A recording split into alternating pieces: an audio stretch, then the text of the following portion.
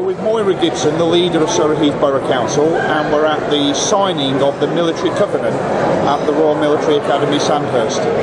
What does this mean to the community, Moira? I think it's I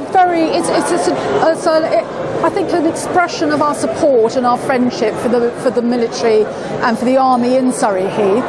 We have a long history of friendships and the presence of the army, but I think what we want to do is to make a practical difference to support not only the serving soldiers but their families, and indeed those who are coming to the end of their career in the army and are going to need some help to rehabilitate themselves in civilian life.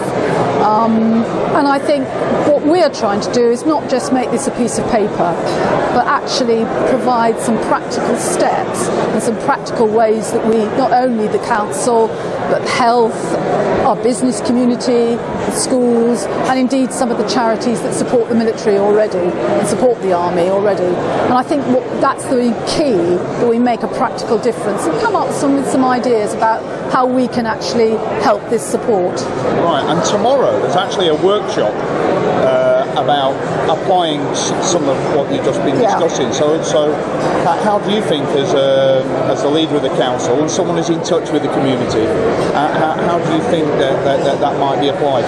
Well, I think there are a number of ideas that we may very well come out of the workshop. I know that there is already work being done on a bus for Grove End School, and I think that will be discussed at the workshop, and hopefully we can actually start to move that forward.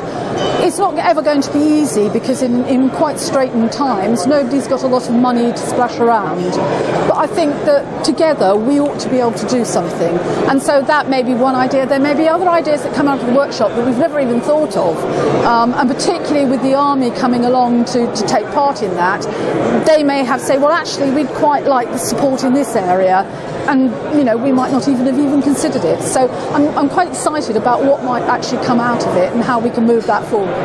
So we've got Brigadier Alistair Deas here at the Royal Military Academy Sandhurst, just giving a presentation about the British Army. What does the military covenant mean to the armed forces and their families? Well, the military covenant was produced, or was at least signed up to by this current government, and in a way it was formalising some of the relationships that the military had with the public and with the nation. The military gives a great deal of service, that requires us to do things beyond what you would expect of the normal population, and therefore this covenant was brought into being to make sure that some of those sacrifices that soldiers and sailors and airmen make is recognised, and that some of these sacrifices are in some ways, or some of our sacrifices are helped, in particular the movement around, our deployments abroad, our frequent, our long hours of service, or long hours away, I suppose, is what I'm thinking. So would you say that families of the military have unique circumstances that don't affect, say, their civilian counterparts? Can you give us some examples of them? Yeah, I mean, I'm sure some civilian families have similar circumstances, but there's no other organisation that has the same degree of turbulence that a military family has. I mean, as I was saying earlier on, I'm about to make my 15th move in 21 years of marriage. My children, when they were very young, in the space of 5 years, went through 4 schools. My son broke his leg in Catterick, got it set in Darlington, got it fixed down here in Deep Cllr at Frimley Park, and then did his rehabilitation in Edinburgh. These are quite unique circumstances. It's just the way we are, it's just what we do. And for the foreseeable future, notwithstanding a more static and UK-based army as we bring the army back from Germany, we are still going to be facing those sort of circumstances. And that's just a small bit of it. We're at the signing of the military covenant. What do you think that might mean to businesses in Surrey Heath? Well, I think the important thing is that it shows that we are here to support the army because they're here to support us.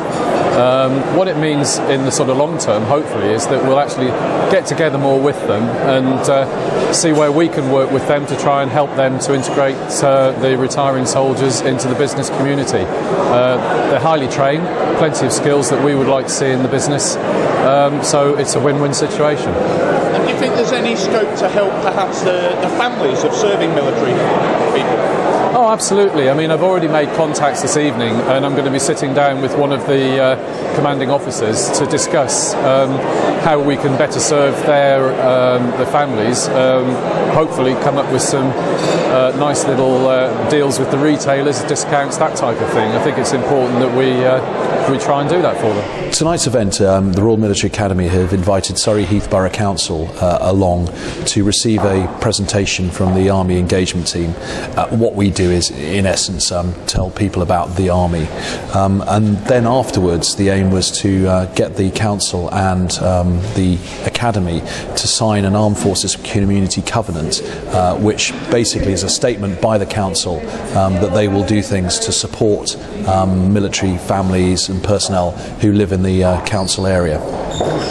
And could you explain what the Armed Forces Community Covenant is, and what that would actually mean to Armed Forces personnel and the civilians of Surrey Heath? The Armed Forces Community Covenant is a statement by a council that they are going to do things to support military families and personnel who live in their area.